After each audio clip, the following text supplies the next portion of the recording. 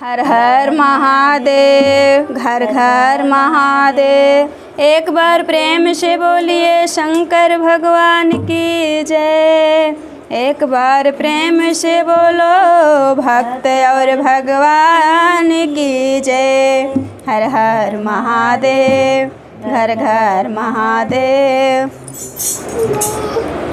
कि लोगवा काहे खातिर चोर डको बेईमान बनल बा। लोगवा काहे खातिर चोर डको बेईमान बनल बा। जब देहिए 4 दिन के मेहमान बनल बा। जब देहिए 4 दिन के मेहमान बनल बा। कि लोगवा काहे खातिर चोर डको बेईमान बनल बा। लोगवा काहे खातिर चोर डको बेईमान बनल बा। जब देहिए 4 दिन के मेहमान बनल बा। जब देहिए 4 दिन के मेहमान बनल बा। केतनो करबा तू कमाई कुछो संगे नाही जाई। केतनो करबा तू कमाई केतनो कुछो संगे नाही जाई। केतनो करबा तू कमाई कुछो संगे नाही जाई। कि खाली उजरे चदरिया के विधान बनल बा। खाली उजरे चदरिया के विधान बनल बा। जब देहिए 4 दिन के मेहमान बनल बा। जब देहिए 4 दिन के मेहमान बनल बा। कि लोगवा काहे खातिर चोर डको बेईमान बनल बा। लोगवा काहे खातिर चोर डको बेईमान बनल बा।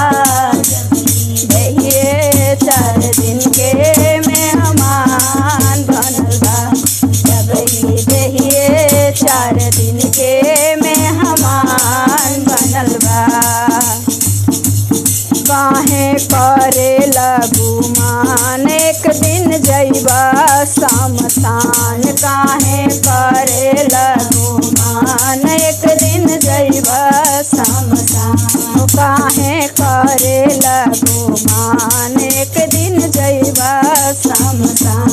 काहे करे लगुमान एक दिन जइबा शमशान। कि तोहरा जाए खातिर बांस के बेवान बनल बा। तोहरा जाए खातिर बांस के बेवान बनल बा। देहिए 4 दिन के मेहमान बनल बा। जब देहिए 4 दिन के मेहमान बनल बा। लोगवा काहे खातिर चोर डको बेईमान बनल बा। लोगवा काहे खातिर चोर डको बेईमान बनल बा। जब देहिए 4 दिन के मेहमान बनल बा। जब देहिए 4 दिन के मेहमान बनल बा। कैला जीवन में उपकारों से मिलल नया राम। कैला जीवन में उपकारों से मिलल नया राम। तोहरा एही खातिर है पहचान मिलल बा। तोहरा एही खातिर है पहचान मिलल बा। देहिए 4 दिन के मेहमान बनल बा। जब देहिए 4 दिन के मेहमान बनल बा। कि लोग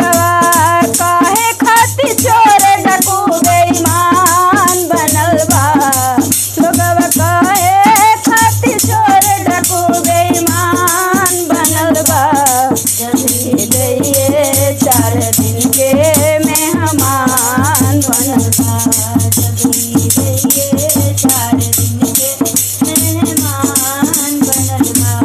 तोहरा समझ में जब ले आई पंछी पिजड़ा से उड़ जाई। तोहरा समझ में जब ले आई पंछी पिजड़ा से उड़। तोहरा समझ में जब ले आई पंछी पिजड़ा से उड़ जाई। तोहरा समझ में जब ले आई